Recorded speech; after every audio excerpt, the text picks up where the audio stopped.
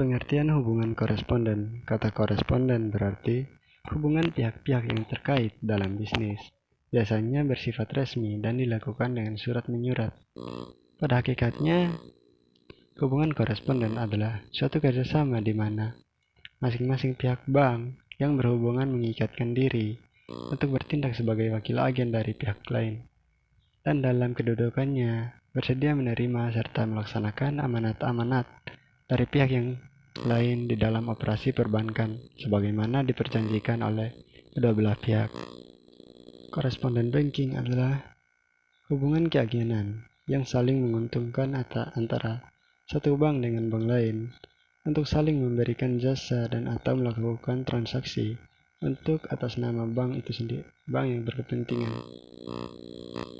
Adapun beberapa sebab timbulnya koresponden banking diantaranya.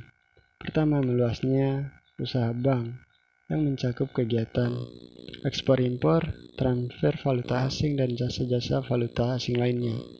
Terus yang kedua, orientasi internasional. Hal ini bertujuan untuk memperoleh sumber-sumber pendapatan baru dan untuk membantu nasabah yang memiliki cabang di luar negeri. Yang ketiga, keterbatasan jaringan bank memiliki kantor perwakilan, cabang atau subsidiar di hampir setiap negara di dunia adalah tidak efisien, sehingga untuk dapat melayani transaksi dengan pemakaian jasa bank di negara tertentu, bank di suatu negara perlu menjalani hubungan dengan bank di negara lain. Terus yang keempat atau yang terakhir, etika perbankan dan kerjasama. Masyarakat perbankan memiliki etika kepribadian bisnis yang khas, karena mereka menjual adalah bisnis di bidang jasa dan kepercayaan. Mereka memiliki etika bisnis yang ramah dan sopan, bahkan selalu berusaha untuk meningkatkan keramahan dan kesopanannya dalam setiap pelayanan atau komunikasi. Oleh karena itu, dengan meluasnya usaha bank, orientasi internasional atau global, dan keterbatasan jaringan bank, mereka bisa mengadakan kerjasama untuk melayani keperluan nasabah masing-masing.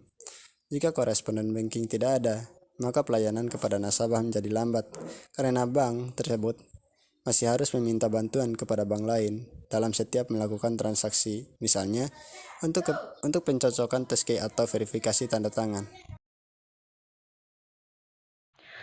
Berikutnya saya akan menyampaikan materi tentang bentuk hubungan koresponden, di mana hakikat dari hubungan koresponden adalah suatu kerjasama di mana masing-masing pihak bank berhubungan yang mengikatkan diri untuk bertindak sebagai wakil atau agen dari pihak yang lain.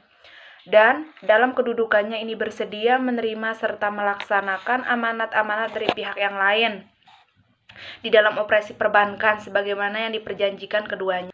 Apabila suatu cabang menerima amanat dari koresponden bank negeri demikian yang belum mempunyai hubungan langsung dengan cabang itu sendiri, maka cabang akan mengambil sikap. Yang pertama itu menolak atas dasar pertimbangan tidak adanya hubungan langsung.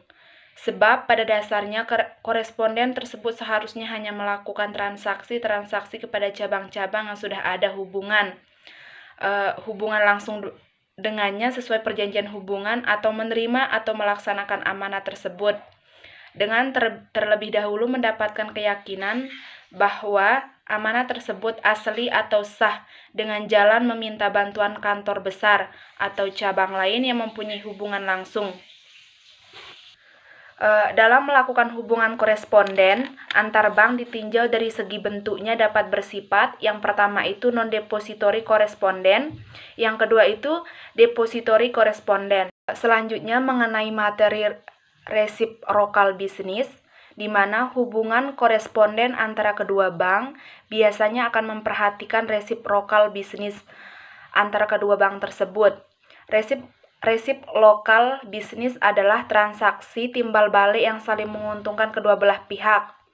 Kerjasama yang saling menguntungkan ini dapat ditinjau dari dua sisi, yaitu dari sisi bisnis yang diberikan dan bisnis yang diterima oleh kedua bank tersebut. Selanjutnya penjelasan atau alas bisnis yang diberikan dan yang diterima, yaitu ada ekspor, impor, transfer keluar valuta asing. Selanjutnya itu ada outgoing collection atau inkaso keluar valuta asing, placement, borrowing atau taken, transfer masuk valuta asing, incoming collection atau inkaso masuk valuta asing, credit line. Selanjutnya itu ada counter bank gurante. Selanjutnya ada cash letter, workout inkaso, jasa yang diberikan bank koresponden, dan export bills collection. Kondisi ideal dari reciprocal bisnis ini adalah jika terjadi keseimbangan antara bisnis yang diberikan oleh bank di Jakarta atau di Indonesia kepada bank koresponden dengan bisnis yang diterima oleh bank di Jakarta dari bank koresponden. Jadi prinsipnya adalah adanya perusahaan atau penerimaan transaksi secara timbul balik dengan azas keseimbangan. Data empiris menunjukkan bahwa kondisi ini sulit dicapai karena banyak faktor yang mempengaruhi aktivitas bisnis perbankan, sehingga dalam praktiknya hanya dapat diupayakan untuk mendekati pada keseimbangan, maksudnya penyaluran transaksi nasabah masing-masing. Baiklah, saya akan menyampaikan materi selanjutnya, yaitu tentang organisasi pada koresponden bank. Setiap bank divisi memiliki suatu unit kerja yang melakukan hubungan dengan bank koresponden, baik dalam negeri ataupun bank koresponden luar negeri. Hal ini biasanya dilakukan oleh hubungan koresponden yang berfungsi menjadi satu pintu gerbang, yaitu sebagai penghubung antara bank dalam negeri dengan bank luar negeri. 2. Mengevaluasi permohonan dari lembaga keuangan. Peranan hubungan koresponden menjadi sangat penting dalam permohonan pembukaan hubungan koresponden demi keamanan pelaksanaan transaksi. 3. Menetapkan bank exposure dan memonitornya. Dilakukan untuk membatasi nilai transaksi yang dapat dilakukan dengan bank koresponden. 4. Memonitor reciprocal business. Dilakukan untuk mengetahui apakah bisnis yang dilakukan menguntungkan antar bank koresponden. 5. Mengevaluasi jasa-jasa dari koresponden. Evaluasi secara menyeluruh dilakukan untuk mengetahui kemungkinan manfaatnya. 6. Membantu mengatasi masalah transaksi luar negeri. Jika terjadi masalah dan belum ditanggapi oleh unit kerja, maka bank koresponden akan menanyakan status transaksi kepada bagian hubungan koresponden. 7. Evaluasi jaringan koresponden. Karena kondisi bisnis dengan bank koresponden di suatu negara dapat berubah-ubah, maka perlu dilakukan evaluasi secara berkala. 8. Analisis keuangan transaksi dengan koresponden. Selama dilakukan untuk mengetahui keuntungan finansial yang dihasilkan dari transaksi dengan bank koresponden. 9. Membina atau mengkoordinasi kantor-kantor luar negeri untuk memberikan bimbingan dan pengarahan jika terjadi masalah. Materi selanjutnya yaitu tentang mekanisme pembukaan hubungan koresponden. Yang pertama, adanya permintaan. Permintaan bisa datang dari lembaga keuangan asing dengan menyampaikan surat permohonan formal untuk membuka hubungan koresponden dengan bank di dalam negeri. Yang kedua, analisis. Dalam hal ini meliputi 1. Data negara yang dilihat dari sisi negara terlarang atau tidak, tingkat risiko, dan status kepemilikan legal aspek bank. Yang kedua, bonafiditas bank. Menilai kondisi keuangan calon bank koresponden atas dasar neraca dan laba rugi yang terdapat dalam annual report yang disampaikan. Baiklah, materi selanjutnya yaitu urgency arrangement. Agency arrangement atau perjanjian keagenan berfungsi sebagai landasan hukum bagi para pihak dalam menjalankan usahanya. Jika hasil analisis menyimpulkan bahwa kerjasama dengan calon bank koresponden akan memberikan manfaat yang cukup banyak, maka dilakukanlah penandatanganan perjanjian yang antara lain berisi: yang pertama, penetapan kantor pusat atau cabang yang akan mempunyai hubungan keagenan. Yang kedua, pertukaran dokumen kontrol yang meliputi task arrangement, spesimen formulir-formulir seperti draft, traveler check, letter of credit, dan lain-lain. Yang ketiga, jenis transaksi yang dilakukan.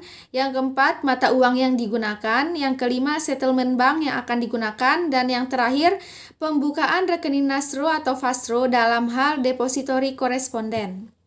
Materi selanjutnya adalah bentuk-bentuk kantor luar negeri. Tujuan pembukaan kantor luar negeri oleh suatu bank adalah dalam rangka memperluas ruang lingkup dan jangkauan kegiatan internasional bank yang bersangkutan, terutama dengan adanya perbedaan waktu. Yang kedua, mempermudah transaksi dan mempercepat penanganan pemecahan penyelesaian masalah. Dan yang terakhir, membantu para mitra usaha di negara yang bersangkutan. Adapun bentuk-bentuk kantor luar negeri ada 4. Yang pertama, Representative Office. Kantor perwakilan atau Representative Office adalah kantor suatu bank yang berada di negara lain yang tidak menjalankan kegiatan bank sebagaimana lazimnya. Biasanya hanya mempunyai beberapa pegawai untuk mengembangkan usaha yang dapat diteruskan ke kantor pusat ataupun kantor cabang. Yang kedua, agency. Kegiatan yang bisa dilakukan oleh bank agen di luar negeri adalah pemberian fasilitas kredit, transaksi ekspor-impor, transfer, mengambil dana dari international money market. Sedangkan, kegiatan yang tidak bisa dilakukan adalah pengumpulan dana giro dan deposito dari masyarakat setempat. Bentuk yang ketiga yaitu deposit taking company. Deposit taking company adalah bank yang dapat melakukan kegiatan umum suatu bank, namun pengumpulan dana masyarakat terbatas. Untuk bentuk yang terakhir yaitu branch atau kantor cabang. Kantor cabang memiliki otoritas untuk melakukan kegiatan usaha sebagaimana kantor cabang pada umumnya. Hanya saja, ia menjadi perpanjangan tangan dari bank yang berkedudukan di luar negeri. Kantor cabang dapat melakukan kegiatan-kegiatan seperti melaksanakan penjualan produk-produk bank sesuai dengan arahan kantor pusat maupun memberikan layanan perbankan jasa kepada nasabah. Analisis risiko kredit line.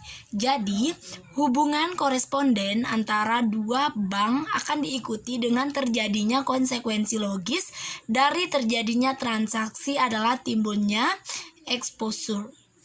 Kaitannya dengan penilaian risiko, baik itu country risk maupun bank risk, adalah masing-masing pihak tertentu akan membatasi exposure tagihannya pada suatu jumlah tertentu.